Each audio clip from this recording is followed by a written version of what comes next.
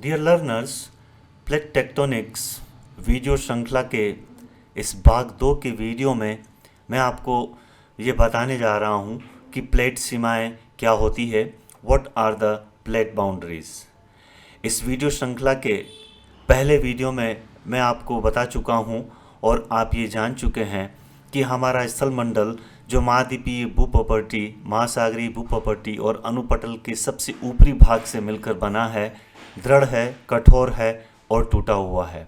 इसके टूटे हुए टुकड़े प्लेट्स कहलाते हैं। यह प्लेट महाद्वीप भी हो सकती है, महासागर भी हो सकती है और महाद्वीप महासागर भी हो सकती है।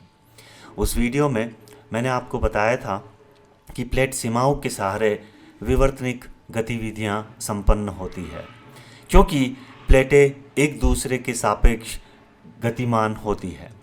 इस कारण से हम प्लेट की सीमा के आर पार प्लेटों की सापेक्ष गति और रिलेटिव मूवमेंट के बारे में बात करते हैं। दो प्लेटें एक दूसरे के सापेक्ष दूर भी जा सकती है, तो पास भी आ सकती है, तो एक दूसरे के बगल से सरक भी सकती है, जिसके परिणाम स्वरूप 3 प्रकार की प्लेट सीमाएं अस्तित्व में आती है। अपसारी प्लेट सीमाएं जिन्हें डाइवर्जेंट प्लेट बाउंड्रीज कहते हैं, अभिसरण प्लेट सीमाएं जिन्हें कन्वर्जेंट प्लेट बाउंड्रीज कहते हैं और संरक्षी अथवा रूपांतरित प्लेट सीमाएं जिन्हें ट्रांसफॉर्म बाउंड्रीज भी कहते हैं।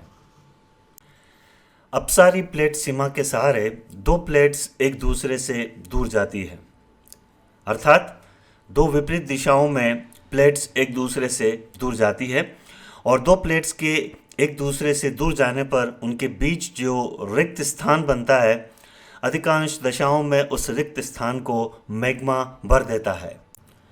अपसारी किनारों के सहारे महासागरीय तली पर मध्य महासागरीय कटकों मिड ओशनिक रीजेस का निर्माण होता है, जबकि महाद्वीपों पर ब्रंश घाटियों और रिफ्ट वैलीज का निर्माण होता है।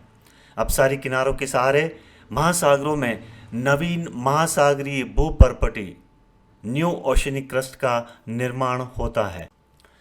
अभिसरण प्लेट सीमा के सहारे यानी कन्वर्जेंट प्लेट बाउंड्रीज के सहारे दो प्लेट्स विपरीत दिशाओं से आकर आपस में मिलती है या दो प्लेट्स एक दूसरे के समीप आती है। ऐसा होने पर प्राय एक प्लेट दूसरी प्लेट के नीचे क्षैपित यानी सबडक्ट हो जाती है। क्षेपण मंडल यानी सबडक्शन जोन वहां उत्पन्न होता है जहां अभिसारी सीमाओं के रूप में महाद्वीपीय भूपर्पटी महासागरीय भूपर्पटी से मिलती है, तो अधिक घनत्व वाली महासागरीय क्रस्ट का कम घनत्व वाली महाद्वीपीय क्रस्ट के नीचे क्षेपण हो जाता है, सबडक्शन हो जाता है। इस तरह के क्षेपण मंडल में महासागरीय खाइयों ओशनिक ट्रेंचेस का निर्माण होता है। महाद्वीपीय सीमांतों के सहारे होने वाले क्षेपण से द्वीपीय चापों का निर्माण होता है। द्वीपीय चापों का निर्माण इसलिए होता है कि जब क्षेपित होती हुई महासागरीय क्रस्ट दुर्बलता मंडल यानी एस्थोनोस्फीयर में पहुंचकर मैग्मा में परिवर्तित हो जाती है, तो यह मैग्मा ऊपर उठकर ज्वालामुखी के रूप में सतह पर उद्गारित होता है और द्वीपीय चापों का निर्माण करता है। इसी प्रकार महाद्वीपीय सीमांतों के सहारे होने वाले क्षेपण से अल्पाइन बेल्ट्स का निर्माण भी होता है, कारण कि महासागरीय अवसाद जो महाद्वीपीय सीमांतों पर एकत्रित हो जाते हैं, दो प्लेट्स के अभिसरण से वलित और ब्रंचित होकर अल्पाइन बेल्ट्स का निर्माण करते हैं।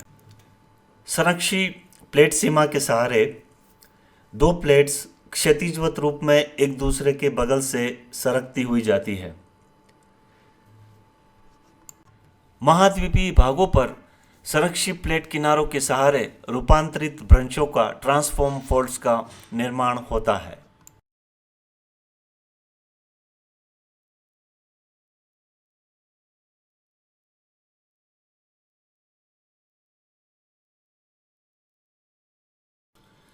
डियर लर्नर्स, इस मानचित्र में प्लेट सीमाओं को उनके प्रकारों के आधार पर दर्शाया गया है।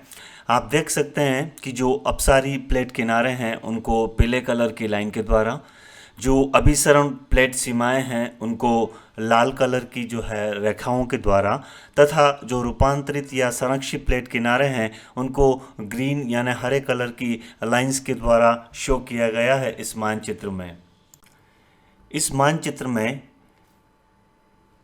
जो स्थलमंडलीय प्लेट्स हैं उनकी गति की सापेक्षिक दिशा को दर्शाया गया है। आप प्लेट सीमाओं वाले मानचित्र और इस मानचित्र के आधार पर एक तालिका प्लेट्स की तैयार कर सकते हैं कि कौन कौन सी प्लेट्स अभिसरित किनारों पर है, अपसरित किनारों पर है या संरक्षित किनारों पर है।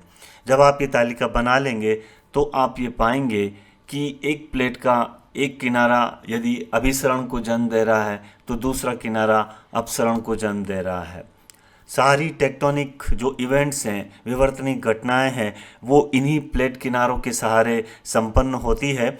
और इस वीडियो की श्रृंखला के अगले वीडियोस में मैं आपको ये बताने जा रहा हूँ कि कौन कौन सी विवर्तनिक घटना किस किस प्लेट किनारे के सहारे संपन्न होती है।